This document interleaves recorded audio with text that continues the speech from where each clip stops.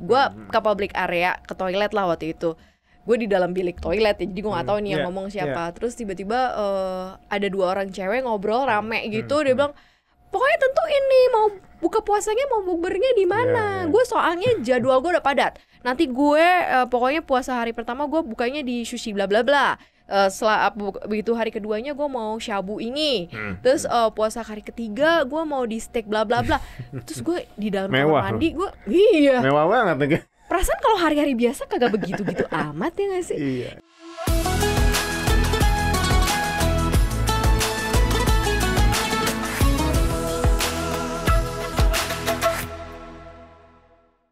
Assalamualaikum Sobat Cuan, apa kabar? Semoga selalu dalam kondisi yang sehat, apalagi dari bulan Ramadan ya. Bulan yang penuh dengan berkah. Jadi Sobat Cuan harus happy ngejalanin puasa selama bulan Ramadan.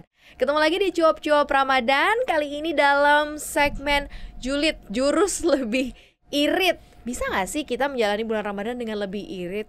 Karena faktanya biasanya di bulan Ramadan kok lebih boros malah yang ada ya. Kita akan coba ngobrolin supaya Sobat Cuan juga inget untuk menjalaninya. Oh ya, sebelum lanjut nih ya, Cuap-Cuap Ramadan ini persembahan dari Cuap-Cuap Cuan selama bulan Ramadan untuk menemani Sobat Cuan agar menjalani puasa dengan penuh berkah dan amanah. So, langsung aja kita mulai nih julid hari ini bareng dengan Aulia Akbar, Financial Expert CNBC Indonesia. Hai. Halo Mbak Maria. Apa kabar? Kabar baik. Mas Aul, puasa lancar? Puasa lancar pasti. Alhamdulillah. Julid, jurus lebih irit ya kan. Padahal sebenarnya kalau di Ramadan tuh rata-rata biasanya lebih boros nggak sih? Lebih boros biasanya. Kenapa sih kok kayak gitu ya? Iya. Itu otomatis aja kayak gitu atau gimana? Karena gue pernah nih, gue ke public area, ke toilet lah waktu itu. Gue di dalam bilik toilet ya, jadi gue gak tahu nih yang ngomong siapa. Terus tiba-tiba ada 2 orang cewek ngobrol rame gitu. Dia bilang, pokoknya tentuin nih mau buka puasanya, mau bukbernya di mana. Gue soalnya jadwal gue udah padat. Nanti gue pokoknya puasa hari pertama gue bukanya di sushi bla bla bla. Setelah begitu hari keduanya gue mau shabu ini. Terus puasa hari ketiga gue mau di steak bla bla bla. Terus gue di dalam kamar mandi gue mewah banget nih. Perasaan kalau hari-hari biasa kagak begitu-gitu amat ya gak sih? Iya. Kenapa sih kayak gitu Mas? Iya, actually gini ya satu hal yang mungkin gue bisa bilang agak-agak lucu nih di bulan Ramadan adalah kita nggak makan siang, ya. Terus habis itu sore juga kita nggak ngemil. Tapi pengeluaran kita bisa lebih gede. Benar. Di situ ya. Benar. Nah, karena mungkin acara-acara kayak bukber gitu, atau kita lagi di kantor dan kita dalam kondisi lapar, kita mau beli makanan. Nah, di saat itu kita mungkin akan punya kecenderungan untuk memesan makanan-makanan yang emang porsinya lebih banyak gitu ya.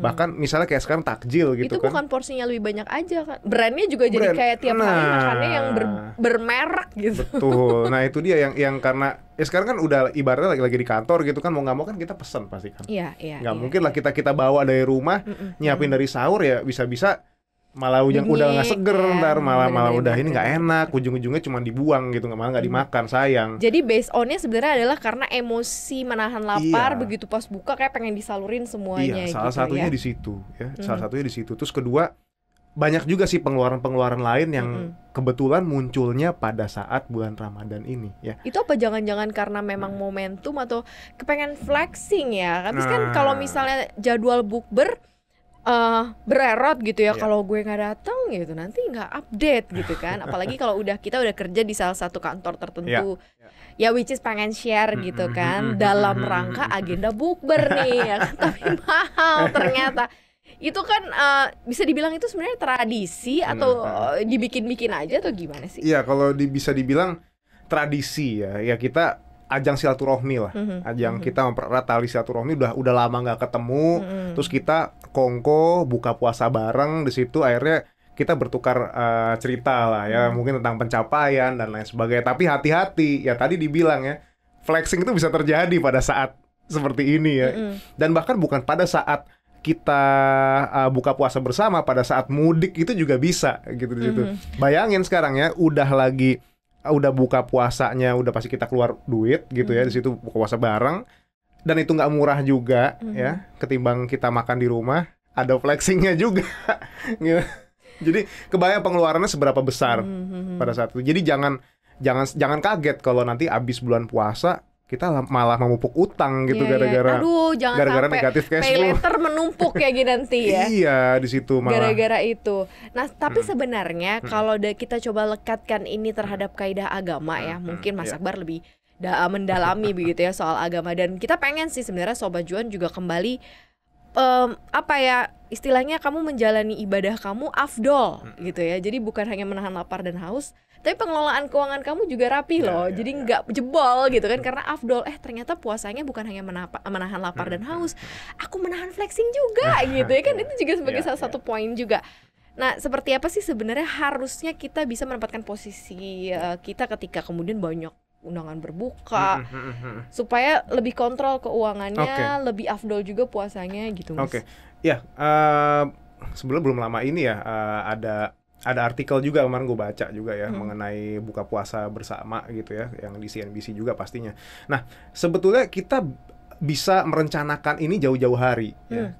Jadi sebelum jatuhnya bulan Ramadan ini kita sudah bisa membuat anggaran tersendiri untuk bukber itu, maksimal di berapa, atau minimal satu tempat itu kita keluar duit berapa deh, gitu ya di sini. Nah, bagaimana kalau misalnya seorang itu belum menganggarkan? Ya udah, mau nggak mau sekarang kita bisa pilah-pilah bukber mana yang memang bisa kita hadiri gitu, bukber mana yang nggak perlu kita hadiri di situ ya. Nah, mungkin bisa prioritasnya bisa didasarkan kalau memang hubungan kita masih deket banget nih sama orang yang mau kita temui gitu ya, kita bisa prioritaskan lah. Tapi kalau misalnya ini cuman teman-teman lama yang mungkin ya sorry to say orangnya sukanya cuma hura-hura, ngobrolinnya juga banyak yang nggak faedah, yang mendingan nggak usah ikut deh yang kayak gitu ya. Jadi kita selektif juga. Jadi kita selektif ke bukbernya, keuangan kita juga bisa lebih terselamatkan di situ. Menyiapkannya tuh seperti apa? Apakah misalnya kan ini kalau bulan Ramadan udah ketahuan nih satu tahun sekali kan? Jadi dari after lebarannya udah mulai di planning gitu misalnya, oh nih kayak gue udah siapin nih sekian persen tabungan untuk Ramadan tahun depan gitu. Atau seperti apa gitu bijaknya kalau misalnya kita coba adaptasi itu ke dalam perencanaan keuangan ya. Sebetulnya kalau misalnya kita bisa siapkan di saat ini untuk Ramadan tahun depan tentunya lebih baik gitu ya. Karena kita benar-benar jauh-jauh hari ini. Ya, jadi ketika udah jatuh bulan Ramadan tahun depan ya nggak bakal kaget di situ ya. Kalau perlu kita siapkan juga zakatnya, zakat buat tahun depan itu mantap, itu iya, itu penting banget ya. Dan kebanyakan orang juga ya, saya nggak tahu ya sekarang teman-teman seperti apa gitu, apakah teman-teman juga membayar zakat atau tidak. Cuman itu juga salah satu pengeluaran yang jumlahnya cukup besar karena didasarkan dari kita memiliki kepemilikan harta kita gitu. Cuman kalau misalnya mau disiapkan 1 bulan atau 3 bulan dari jatuhnya bulan Ramadan itu juga nggak masalah. Cuma bedanya gini, kalau kita jauh-jauh hari kita nyiapin ya, setiap bulan uang yang kita alokasikan untuk ke tabungan itu kan juga lebih kecil. Tapi ketika udah mepet di sana kan otomatis gede. Sementara kita juga pasti punya kebutuhan-kebutuhan sehari-hari ya, yang biasanya nggak sedikit juga gitu ya di situ ya. Nah itu yang harus kita perhatikan sih. Tapi sebenarnya memang ini the magicals of Ramadan month ya, karena biasanya kamu yang tidak terkoneksi sama teman-teman lama terus bisa ketemu lagi, ajang silaturahmi, ajang bermaaf-maafan, ini sih memang oke banget sih ya. Tapi ternyata di dalamnya ada unsur flexing yang kadang-kadang kita lupa. Itu muncul karena ngerasa mungkin gue dapet THR gitu kan, gajiannya, apalagi kita lebaran itu besok di tanggal 22 April ya, 21-22 April ya, 21-22 April, yang artinya adalah THR mungkin sekitar 2 minggu sebelumnya, dan ketika kamu lagi liburan lebaran, gajimu masuk loh. Kalau yang gajian tanggal 25, tanggal 28 masuk, padahal masih masa-masa libur lebaran. Apakah kemudian jiwa-jiwa flexing itu muncul karena ya itu pendapatannya double, terus kemudian santai aja lah nih bulan Ramadan, pakai aja duitnya gitu karena lebaran. Ya nggak sih, apa karena di situ juga ya? Sebetulnya yang lebih berpotensi untuk memunculkan niat flexing itu adalah kita udah lama nggak ketemu teman kita gitu, dan biasanya kan ketika kita ketemu reunian pasti ditanya gitu, sekarang udah kerja di mana gitu. Gitu. Oh, gue udah di perusahaan A nih gitu. Di mana jadi apa gitu, head of marketing gitu misalnya. Kalau memang dalam jangka waktu lama kita nggak ketemu, terus kita teman kita ngelihat kita gitu-gitu aja, kan pasti kan ada perasaan gimana gitu. Sementara kita ngelihat dia, dia udah division head nih, dia minimal dia udah manager, atau dia udah ya at least dia lebih tinggi daripada kita, kan pasti akan ada rasa gimana, selama ini gue ngapain aja gitu. Nah kadang-kadang gitu ya, kadang-kadang sih, nggak semua orang, ada yang mungkin merasa insecure gitu ya. Jadi Oke. kalau gue ketemu dia, aduh gue malu, gue gini-gini aja habisnya gitu. Atau gimana lah tuh dulu mungkin sempat ngegebet atau sempat jadi gebetannya. Emang pernah ada case kayak gitu ya, ketika bulan Ramadan kemudian kamu upgrade, memaksa diri untuk mengupgrade, bukan mengupgrade diri, itu sih Bukan, mengupgrade iya, gaya sebetulnya. iya nggak sih? ada kecenderungan seperti itu karena pertanyaan itu juga pasti kan ya seperti lu udah setahun nih di mana lu sekarang kayak gini, oh ternyata gue udah jadi ini loh. Kalau misalnya dia ya begitu, kalau dia lihat the same person gitu ya, misalnya lo tahun lalu sama tahun sekarang nggak ada perubahan kayak gitu kan, kesannya payah atau gimana gitu kan. Nah itu juga mungkin berlaku di lingkungan keluarga juga gitu. Mereka yang mungkin pulang ke kampung halamannya, ya pasti harapannya kan orang yang di kampung halaman mikir, wah ini udah sukses ya kayak gitu. Pasti kan ada rasa nggak enak kalau lo gitu-gitu aja lo gitu. Ada masalah apa sih lo kayak gitu. Maksudnya gitu. Jadi kita ngerasa payah gitu, dan akhirnya kita malah menunjukkan suatu hal yang emang seharusnya kita nggak lakukan di gitu luar ya. dari batas kemampuan. Iya betul, karena biar kita terlihat lebih sukses, lebih gimana gitu kan. Itu yang sebetulnya salah. Cuman mungkin sekali terjadi loh ya kayak Dan gitu. sering sekali terjadi ya, karena bayangin aja misalnya teman-teman SMA gitu, misalnya kayak udah SMA udah lama banget kan. iya, nah entah di mana rimba ya, tahu-tahu ngumpul, ujung-ujungnya ya akhirnya gue harus show apa nih, show off apa. Tapi kalau dari perencanaan keuangan sendiri nih Mas Akbar, di saat bulan Ramadan dan Lebaran kan memang kita dapat double income double income. Dapat gaji. Ini untuk teman-teman yang bekerja konvensional di kantoran ya, dapat gaji, dapat THR. Sebenarnya bisa nggak sih dijadikan momentum juga, misalnya ya to upgrade gaya gitu, misalnya kayak tadinya nggak bisa beli branded things gitu ya, tapi kemudian karena ada, jadi bisa nih jadi ada budget ya ada budgetnya, jadi oke deh gitu. Ya nggak sih, bisa nggak sih, atau jangan sampai kita salah artikan atau menggunakan uang THR dan lain-lain ini jadi salah kaprah gitu penggunaannya. Sebetulnya sih bisa-bisa aja, sah-sah saja kalau memang ada duitnya ya. Beli apapun sah-sah saja kalau emang ada duitnya. Cuma permasalahannya adalah coba kita lihat kondisi keuangan kita dulu ya. Kita mungkin punya cicilan atau kita punya keperluan yang harus kita bayar dalam jangka waktu dekat ya, atau tujuan jangka pendek. Gimana kalau kita penuhin yang itu dulu ya, at least kalau kita kurangi utang kita lah, kita bayar ibaratnya kayak kartu kredit, biasanya cicilannya 1 juta gitu. Kita coba bom itu di harga di 3 juta aja 3 bulan, kita nggak usah bayar cicilan gitu kan, bisa juga gitu. Jadi kita bayar yang wajib dulu atau yang pokok dulu, baru abis itu kita sisanya baru kita pakai untuk beli barang-barang branded, itu nggak masalah sih. Atau kita pakai, gengsinya harusnya gitu ya, beresin dulu utangnya, baru bisa ngerasa pride dari keuangannya meningkat, karena kan cicilan hutangnya udah makin berkurang. Iya, gitu udah kan udah semakin enteng hidupnya kan kayak gitu. Harusnya itu yang dibanggakan gitu, jangan malah kita beli sesuatu nanti biar pas lagi ada bukber atau lagi mudik, kita bisa tunjukin nih, wah gue udah punya ini, gue udah pakai ini segala macam gitu ya, kayak gitu mah. Ujung-ujungnya malah bikin pusing nanti di bulan setelah Ramadan itu malahan. Setelah itu kemana ya uang yang kemarin, kayaknya double income deh kayak gitu, taunya ya zong. Tapi rata-rata emang selalu seperti itu ya, karena memang nggak ada yang mungkin mempersiapkan dengan lebih detail, karena nanti Ramadan dan Lebaran itu pengeluarannya lebih gede, mereka nggak kepikiran sebenarnya mau nyimpen atau mau ngumpulinnya jauh-jauh hari. Karena ngerasa ada double THR itu ya. Ya kadang gini, kita based on assumption ya kayak gitu ya. Kita dapat banyak nih kayak gitu. Bisa lah bagi-bagi dulu ke si A, si B, si ujung-ujungnya habis. Nah, ini menarik nih sebenarnya. Kalau kita coba untuk ke gaya dan flexing ya, dengan emang income yang dapatnya cukup besar. Kalau misalnya dalam penerapan kaidah agama balik lagi, itu harusnya seperti apa sih? Apakah sebenarnya itu uang yang bisa kamu gunakan misalnya untuk membayar zakat jika kamu lupa dalam tiap bulanannya misalnya, atau memberi lebih justru kepada orang-orang dalam tanda kutip yang tidak mampu. Makanya kadang-kadang ada yang maksain diri juga gitu ya. Nah, ini sebenarnya seperti apa sih seharusnya? Oke, tadi lupa gue sampein juga ya mengenai zakat ya. Itu juga bisa jadi bisa jadi pertimbangan pertama selain kebutuhan hidup kita ya. Kalau umat muslim itu sendiri, yang jelas bayar zakat tuh hukumnya wajib ya, dan zakat itu kan banyak. Nah, yang biasanya yang sering kita kelupaan tuh yaitu zakat mal, zakat mengenai harta dan penghasilan kita gitu. Yang kalau kita bayar di bulan Ramadan itu kan pahalanya kan bisa berlebih ya di situ ya. Seharusnya kita juga fokus ke situ ya, selain ke keuangan kita pribadi, beban finansial kita yang existing yang masih ada, kita fokus untuk situ dulu. Jadi uang THR dan lain sebagainya kita dapat lebih, ya udah kita bayar saat itu juga. Dan itu pengeluaran kan, zakat itu tergantung dari apa yang kita miliki ya. Mungkin kita enaknya kita bahas di lain kesempatan untuk yang detail zakat ya. Dan lebih daging pastinya. Pasti ya. Nanti ada satu bahasan sendiri soal zakat. Jadi istilahnya adalah daripada flexing ya mendingan bayar sesuatu yang memang wajib gitu ya. Wajib dan butuh. Wajib dan juga butuh. Wajib dan butuh ya. Ibaratnya kalau wajib kan kalau kita nggak bayar kita kena penalti ya. Utang kita nggak bayar penalti dari bank. Nah zakat kita nggak bayar, nah penaltinya dari Yang Maha Kuasa. Aduh lebih serem Ngeri lagi. Ya, kayak gitu, ya. Lebih serem lagi. Makanya jadi ingat gitu. Sebelum mau gaya-gayaan ngumpul sama teman-teman buat flexing, cek dulu utangnya udah beres atau belum. Betul. Cek dulu zakatnya, kewajibannya udah dibayar atau belum gitu ya.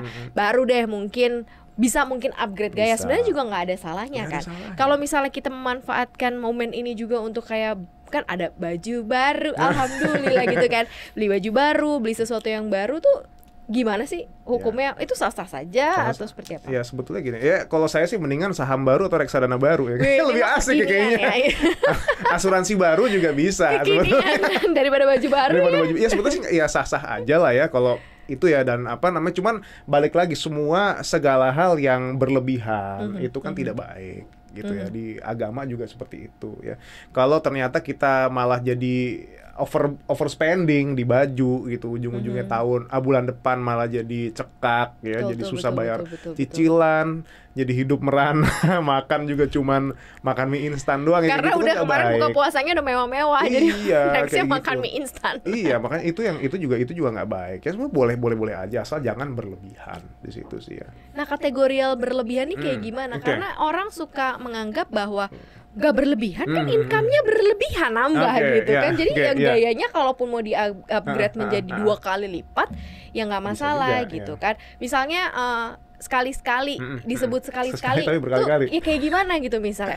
Kayak harian biasa kamu misalnya dalam 11 bulan di belakang deh, di luar bulan Ramadan, nongkrong di tempat mewah nggak setiap hari atau seminggu sekali? Belum tentu kan, minimal sebulan sekali. Tapi ketika bulan Ramadan kenapa jadi bisa tiap hari gitu? Jadi jajan tiap hari, jadi makan tiap hari. Nah ini tuh gimana hal-hal yang sekali-sekali jadi 30 kali bulan Ramadan gitu. Jadi sebetulnya ya ini sebetulnya simple tapi susah juga untuk dilakukan ya. Teman-teman bisa melakukan ini untuk mengantisipasi hal yang kayak gini kalau teman-teman sendiri bisa atau rutin mencatat pengeluaran. Kalaupun teman-teman nggak mencatat pengeluaran, teman-teman nggak suka gitu, at least punya beberapa rekening yang berbeda untuk kebutuhan yang berbeda juga. Atau bisa lewat pakai bank digital ya, itu kan ada kantong dompet-dompetnya ya. Nah, sebetulnya suatu hal yang berlebihan atau tidak bisa dilihat kalau itu sudah menyebabkan negatif cash flow sebetulnya, atau pengeluaran yang melebihi pemasukan. Misalnya pemasukan kita 10 juta nih total udah sama, plus sama sama THR jadi 20 juta satu bulan ini ya, sekali gaji. Ketika ketika pengeluaran kita tuh membengkak gitu, let's say kebanyakan belanja dan lain sebagainya, sampai akhirnya di bulan Ramadan tuh tembus 23 juta, 25 juta, tandanya itu sudah berlebihan.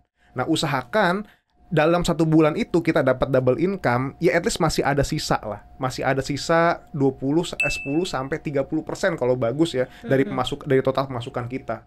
Itu baru kita bisa dikatakan tidak overspending ya. Di situ sih itu cara paling gampangnya, dan kita dan untuk mewaspadai hal itu ya itu catat pengeluaran memang. Catat pengeluaran ya, apalagi di masa bulan Ramadan dan Lebaran. Nah, kenapa flexing tuh bukan yang terjadi di ini doang ya, terjadi di bulan Ramadan pas puasa doang gitu ya. Pas pulang kampung nih misalnya contohnya, itu juga kayak termasuk salah satu ajang flexing. Beli motor baru lah mobil gitu baru. Kan, terus handphone baru paling gitu kan. Jadi sesuatu hal yang kayaknya nggak penting-penting banget gitu. Nah ini seperti apa sih mengatasi kecenderungan ini? Lebih baik kayak gimana sih? Apakah supaya flexing tidak terjadi ya udah lebih baik langsung aja masukin ke mana gitu. Jadi simpen nggak lihat lagi uangnya supaya bisa lebih terkontrol ya. Bukan berarti nggak boleh pakai uang kamu. Ntar yang dengerin ini apaan sih? Itu kan duit gue gitu kan gue pakai juga. Ya cuman biar bisa rapi aja gitu lah sobat cuan. Cara itu bisa sih. Kita langsung alokasikan let's say ke reksadana pasar uang gitu ya. Oke deh. gue nggak tahu mau beli saham apa, nggak tahu beli reksadana apa, atau gue nggak tahu di duitnya mau dikemanain gitu ya. Sementara kalau misalnya biar nggak habis, ya gitu biar kan. nggak habis gitu. Sementara waktu diparkir dulu ke reksadana pasar uang tuh nggak apa-apa ya di situ. Terus yang kedua yang paling gampang itu halal ya, berarti syariah ya. Ya kita ada yang syariah, ada yang syariah. Jadi nanti tenang ya, karena ini semuanya harus berbaunya yes, syariah. Oke. Kalau gitu nanti kita akan bahas reksadana syariah di lain kesempatan ya. Ini menarik kalau kita bahas reksadana syariah ini ya, karena ada aspek ininya juga. Banyak aspeknya ya. Ya ada aspek amalnya juga nih, menarik nih makanya. Nah pokoknya selain kita bisa tempatkan langsung ke instrumen investasi, kita coba yang tadi gue bilang pertama ya, coba kita lakukan semacam audit atas kondisi keuangan kita dulu ya. Sekarang kita cek kesehatan keuangan. Mungkin kita kurang dana darurat di situ ya. Oke, kalau gitu kelebihan yang income tambahan kita masukkan ke tabungan dana darurat ya. Atau kita mungkin masih punya banyak cicilan kartu kredit yang menggunung gitu ya kasarnya. Ya kita masih ada cicilan lah setiap bulan. Kita coba bayar dengan uang dengan beberapa persen dari total THR kita, agar beberapa bulan ke depan kita nggak perlu bayar cicilan kartu kredit, kan bisa juga ya dibom gitu istilahnya. Atau coba kita lihat pengeluaran lain ya yang bisa kita tambal dengan uang THR, dan pastinya itu adalah pengeluaran yang sifatnya wajib atau butuh ya. Nah kalau udah kayak gitu ya udah uang kita sudah kepake dengan cara yang produktif. Benar. Itu penting sih, cara yang produktif, jangan cara yang konsumtif. Jadi kalau produktif itu next kamu bisa rasain hasilnya gitu kan, termasuk diparkirin di pasar reksadana pasar uang. Kalau konsumtif dah kelar deh gitu kan. Oh ya, satu lagi, zakat ya. Coba dicek juga ya, dicek dulu ya, udah bayar apa belum gitu. Nah, jadi kalau menurut lo nih dalam kondisi khususnya dalam ilmu perencanaan keuangan deh gitu ya, bukan asumsi pribadi, flexing di bulan Ramadan itu boleh atau enggak? Kalau misalnya boleh, kapasitasnya sejauh mana gitu ya yang memungkinkan untuk standar flexing. Misalnya kayak misalnya gini, gaji lo 10 juta, lo cuma bisa flexing tuh 10%-nya sejuta, jadi jangan lebih dari itu gitu. Misalnya contohnya. Gue mengartikan flexing ini mungkin masukkan ini ke bagian ke pos gaya hidup ya, lifestyle. Sebetulnya memang tidak pernah ada hitungan maksimal mengenai standar pengeluaran untuk yang sifatnya lifestyle itu sendiri ya. Cuman alangkah baiknya kalau kita alokasikan itu seminimal mungkin ya. Kalau bisa 10-15% dari total pemasukan itu sangat baik. Itu sangat baik. Kalau misalnya 20% gimana gitu ya. 30% udah hampir sama utang loh. Udah hampir sama utang. Hati-hati. Ya kalau misalnya dari 20% itu untuk lifestyle, tapi masih ada 30% yang dari pemasukan yang bisa dialokasikan buat investasi, nggak masalah gitu. Asal jangan bener-bener terlalu besar sampai akhirnya mengakibatkan negatif cash flow atau pemasukan pengeluaran yang melebihi pemasukan itu ya. Kalau udah kayak gitu tandanya kan minus cash flow-nya per bulan. Tabungan kita berkurang. Betul. Itu sih yang paling harus diwaspadai ya Sobat Cuan. Kita ngerti banget euforianya Sobat Cuan mau memasuki bulan Ramadan, ketemu sama orang-orang lama, kemudian upgrade gaya mungkin salah satunya, share pengalaman, share pencapaian. Sure, nggak apa-apa ya. Itu boleh saja dilakukan. Tapi ingat, ada porsi-porsi perencanaan keuangan yang tidak boleh dilewatkan, dan jangan sampai menjadi hasilnya menjadikan negatif cash flow untuk keuangan kamu. Itu berbahaya. Kalau misalnya di masa-masa ini bisa menjadikan keuangan kamu jauh lebih rapi dan tertata dengan pengurangan utang, kemudian dengan penataan keuangan yang jauh lebih terarah dan produktif, itu sih keren banget sih. Itu jadi Sobat Cuan luar biasa dan berkah. Jadi jalanin puasanya penuh berkah dan amanah pastinya, karena ada hasil di dalamnya ya. Nggak apa-apa kok Sobat Cuan, step by step lah. Enjoy puasanya, nikmatin euforianya, kesenangannya. Apalagi kan ini momen yang selalu ditunggu-tunggu ya. Tapi yang jelas itu ya, tetap kontrol ya untuk menjalani semuanya, puasanya jadi lebih afdol. Oke, thank you banget Mas Akbar. Kita udah bahas mengenai julid ini ya, jurus lebih irit flexing di bulan Ramadan. Mudah-mudahan bisa jadi hikmat tersendiri untuk Sobat Cuan dan punya insight harus seperti apa sih menjalani pola keuangan yang baik dan terarah selama bulan Ramadan. Jangan lupa untuk dengerin kita terus Cuap-Cuap Ramadan yang hadir setiap hari di Spotify Senin sampai dengan Jumat dengan tema-tema yang menarik selama bulan Ramadan pastinya. Dan kita juga hadir di 3 platform secara bersamaan, CNBC Indonesia TV dan di YouTube kita di Cuap-Cuap Cuan. Tolong like, share, dan juga komen ya Sobat Cuan. Terima kasih. Selamat menunaikan ibadah puasa. Semangat terus Sobat Cuan. Maria Katarina dan juga Aulia Akbar pamit. Wassalamualaikum warahmatullahi wabarakatuh.